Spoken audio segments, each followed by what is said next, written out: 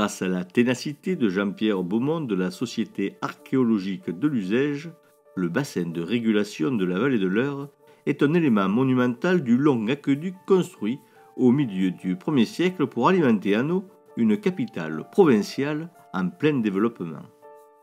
La région connaît alors une croissance remarquable qui la transforme profondément.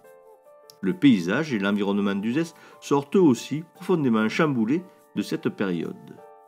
L'aqueduc dont fait partie le bassin de régulation joue un grand rôle dans ces transformations au niveau local.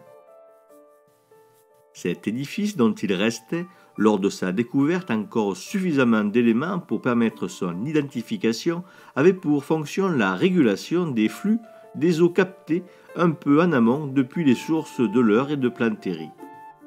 Le massif des garrigues d'Uzès est composé d'un substrat urgonien calcaire.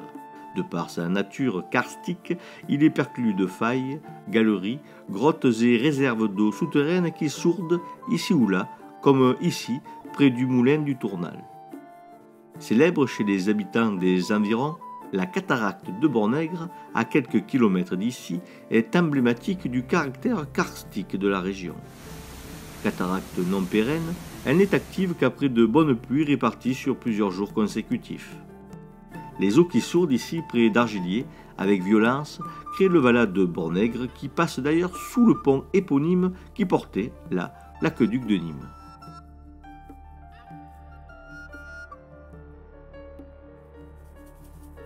Restitué ici en 3D, le bassin de régulation était posé sur la canalisation dont une partie était enterrée. Un système de vannes permettait d'envoyer une partie du flux dans la zone qui coule près de là. Ces eaux-là retrouvaient alors leur destination naturelle. La nécessité de la régulation est liée aux variations du débit des sources. En pays méditerranéen, il peut pleuvoir en quelques heures l'équivalent d'1 ou 2 mois de pluie, ce qui provoque irrémédiablement une hausse rapide des cours d'eau et une hausse retardée du débit des sources, les capacités de réserve souterraines pouvant jouer un rôle de retardateur. Ce décalage était important pour le préposer à la régulation des débits dans l'aqueduc. Il lui donnait le temps de se rendre sur place et d'opérer une levée des vannes.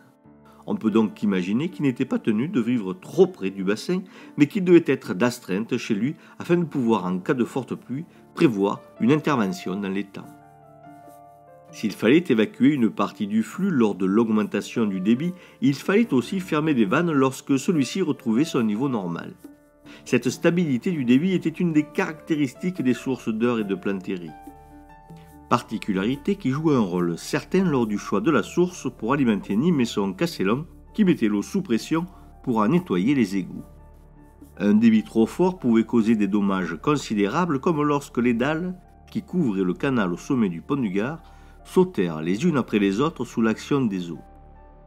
L'aqueduc avait été mis hors eau et un bassin de régulation avait été construit légèrement en amont du pont du Gard. À l'heure où la dégradation de notre environnement est un sujet à la fois majeur et quotidien, le bassin de régulation est d'une certaine manière une métaphore de l'attitude que nous devons avoir vis-à-vis de notre environnement, c'est-à-dire le réguler pour mieux le préserver.